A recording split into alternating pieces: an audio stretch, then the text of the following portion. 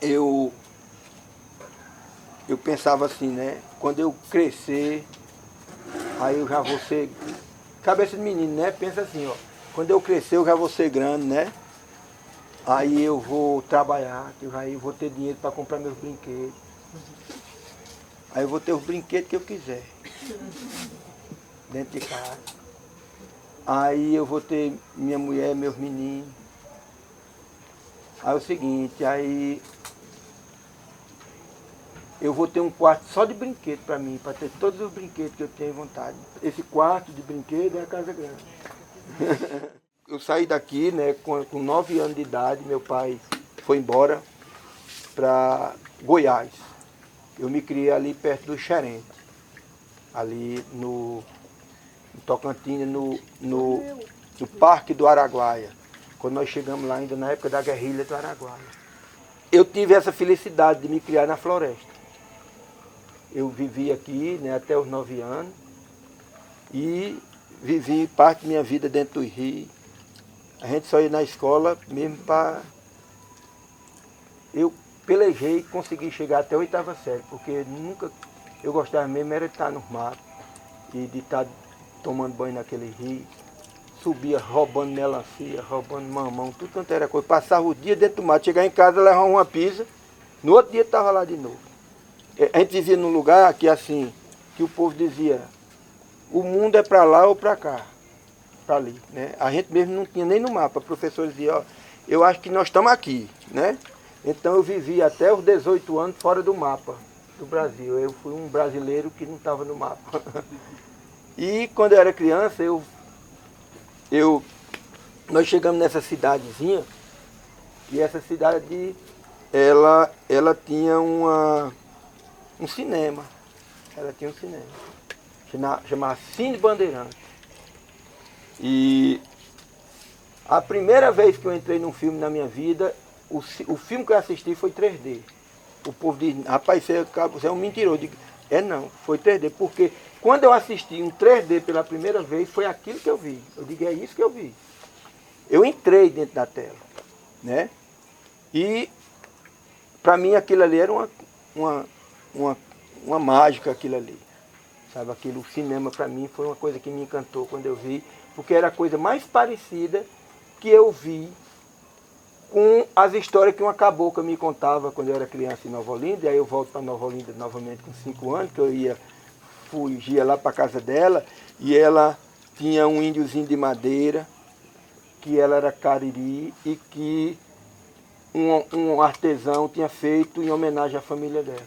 Só que o artesão, quando fez o índio, fez parecido com São Sebastião, que era o santo lá da cidade, tá entendendo?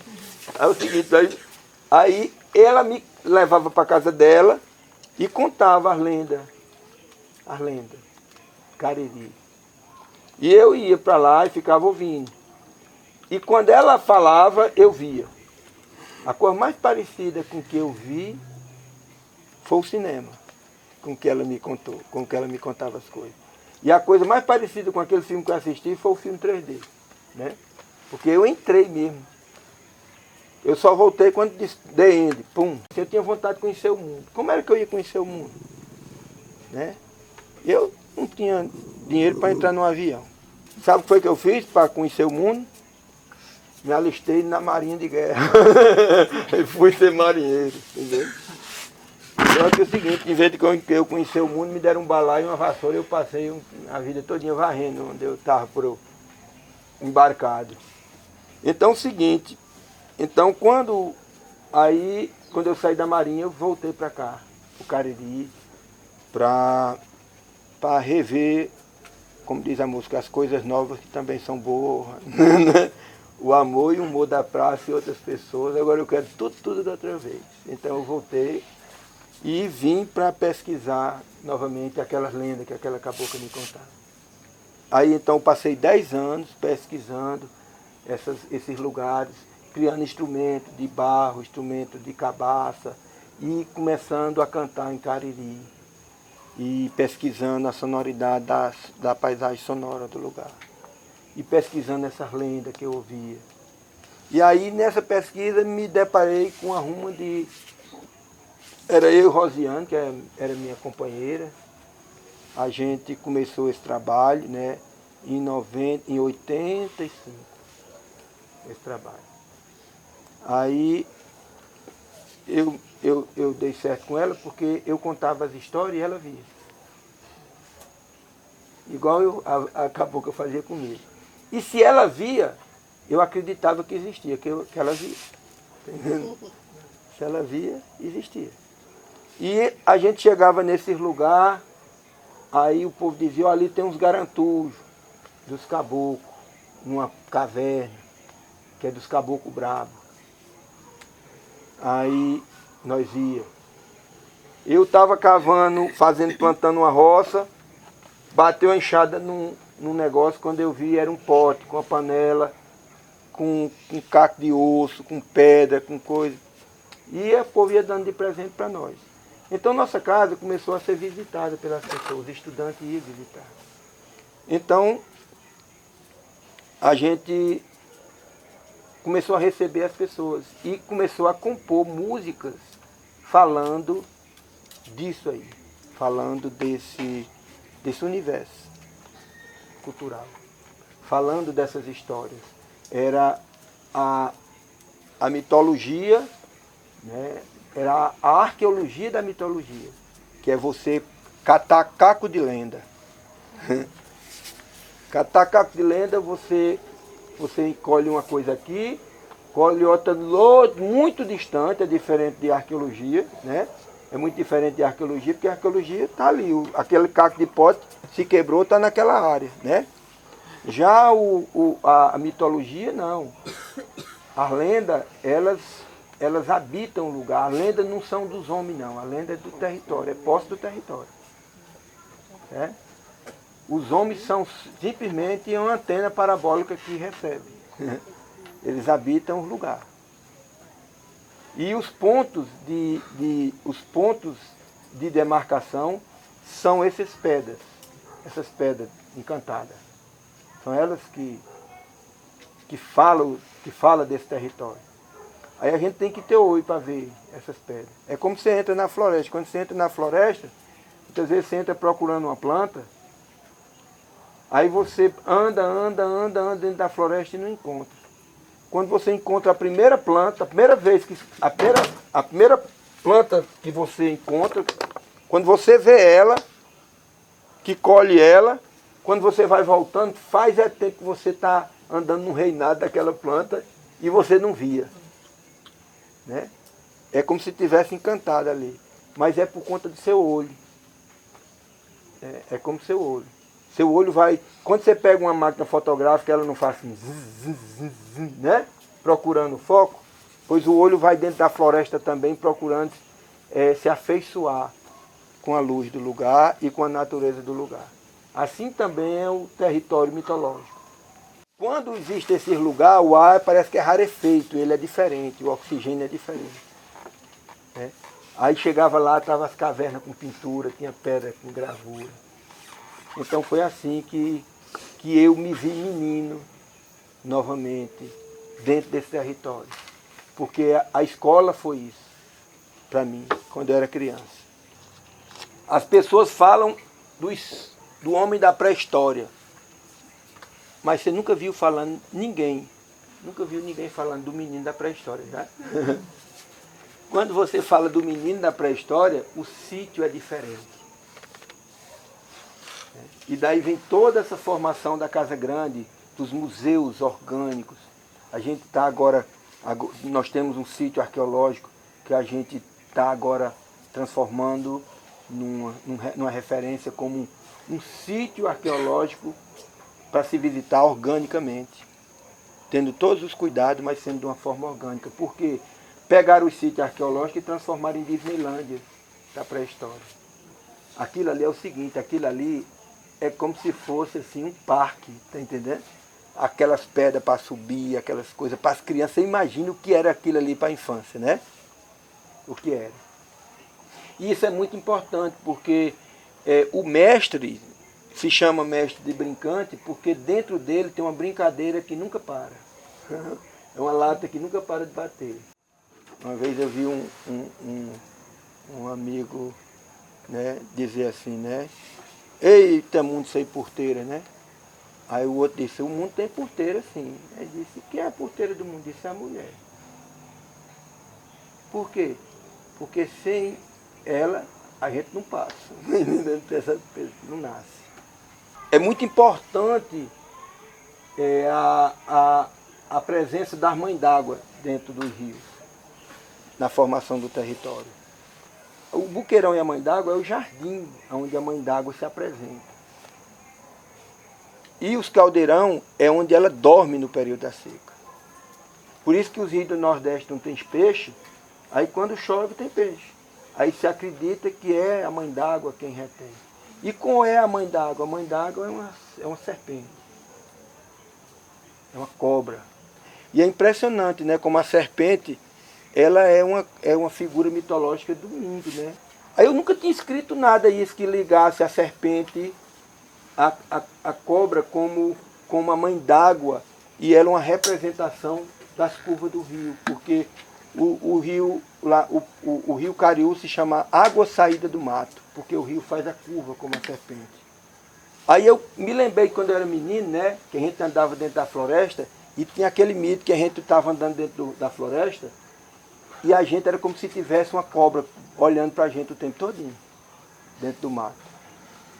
E da mesma forma é quando você entra dentro do reino encantado, dos encantados, que você está dentro desses sítios, né, que as pessoas chamam de mitológicos. Aí eu escrevi uma coisinha que chama Cobra Grande. Batelão bate nas águas, canoa desliza rio, floresta passa por mim. Menino, criado nas matas, no meio das ramas, com os olhos arregalados, olhando o cipó que corre pelo chão, em direção à copa das árvores, chapiscando o céu de verde folha. De lá, na loca das pedras, que nasce nas profundezas da terra, por baixo das sacupembas, das castanheiras, desembocando na ribanceira do rio, está ela, a cobra grande, que tudo vê de olhos fechados, que tudo sabe dos viventes de riba desse chão. Seu corpo é curva que o rio entorta, seu rabo nascente que vem do silêncio dos veios, para a cabeça se fazer mar. É a cobra grande, que os bichos se ofertam para alimentar, que tudo vê de olhos fechados, que tudo sabe dos viventes de riba do chão. É cachoeira que se alevanta no meio do rio, fazendo ondas se arremessar. E redemoinho entre balseiro faz o mistério desencantar. É a cobra grande, caminho das águas de todo lugar. É a cobra grande, a mãe das águas a se revelar.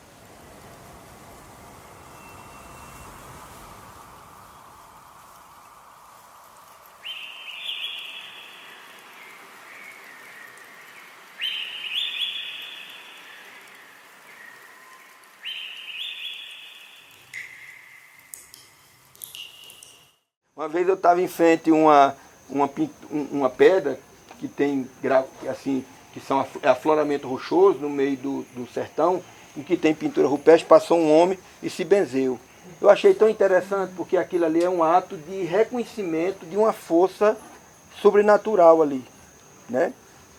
Aí, lá no convento, é uma pedra que é uma rodia de pedra que tem uma cabeça de pedra, coisa mais grande, assim, triangular, e um rabo igual uma serpente. E dentro é toda gravada de pedra. Toda gravada, riscada, com os garantujos, com gravuras rupestres. E é muito interessante que as coisas que contam dessa pedra, que quando é em noites de lua cheia, né, de madrugada, pessoas que contam que vão passando de um para o outro, que a serpente começa a desencantar, ela começa a se mexer, né? Começa a se desencantar e o povo começa a cidade a surgir, né? Ela é ela é a chave, né, rotativa que faz com que essa cidade se desencante. Toda essa mitologia tem ligado a essa coisa de que se tem, né, uma forma. É tanto que quando a gente chega nas pinturas rupestres que tem a cobra pintada, a gente sabe que ali está se falando de água, de ponto d'água.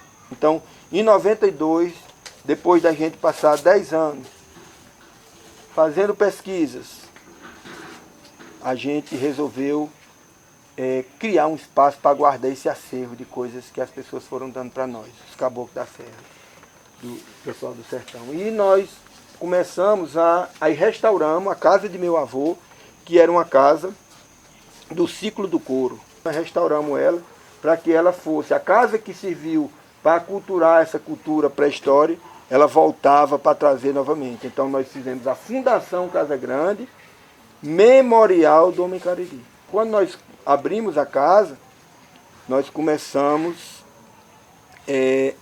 as crianças da cidade tomar de conta da casa. Eu moro no Crato, a gente morava no Crato, então a gente só ia lá no fim de semana. As pessoas acham que a Casa Grande surgiu da presença da gente, mas foi pelo contrário, foi da ausência da gente. E aí as crianças tomaram de conta e se criou uma cultura dentro da casa, porque cultura não está nas pessoas também, cultura está no ar. É por isso que Dila diz, a resposta, meu amigo, está soprando no vento. Veja só, como é que surge a música, né, no planeta. A música, ela surge a partir do som das águas. Né? Se você pega a água e ela passa por uma levada estreita, ela... né? Você vê que ela tem sons diferentes. O som das plantas, das folhas, tem uma folha mais... Então, essa é uma orquestra, que é a orquestra divina, né? Que é o violino, que é o violoncelo. Aí, quem é o ponto condutor de percepção da natureza? Onde é que está o para-raio? Os pássaros. Foram os primeiros. Eles nascem, é um fruto da natureza, justamente que se pare um ponto de percepção musical. E os pássaros começaram, extasiados com a natureza, começaram a cantar. Entendendo? Começaram a traduzir isso ali, aí começa a música mesmo. Aqui no Cariri nós temos as pedras que cantam, né? Que são pedras que já foram dentro da chapada, que a erosão descobriu, que são os castelos, que são as cidades que se fala na mitologia, as cidades perdidas. Essas pedras, elas sempre tiveram uma ligação muito forte com esse reinado que se encantou, esse reinado que está aí petrificado. E não é todo mundo que vê.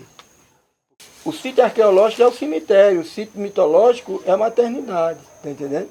Então, antes de existir o sítio arqueológico, existe o sítio mitológico. E, inclusive, aquele sítio arqueológico está ali por conta disso, por conta do mito, da mitologia. Ei, Manacá,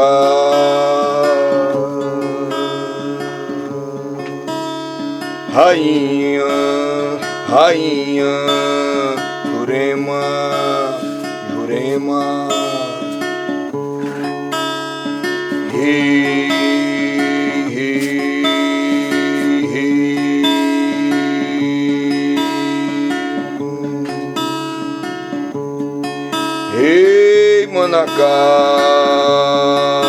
Hey, Manacá, rainha, rainha, Jurema, Jurema, Jurema.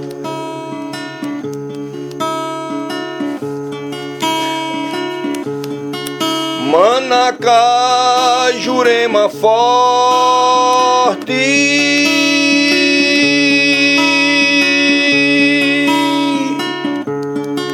pedra bonita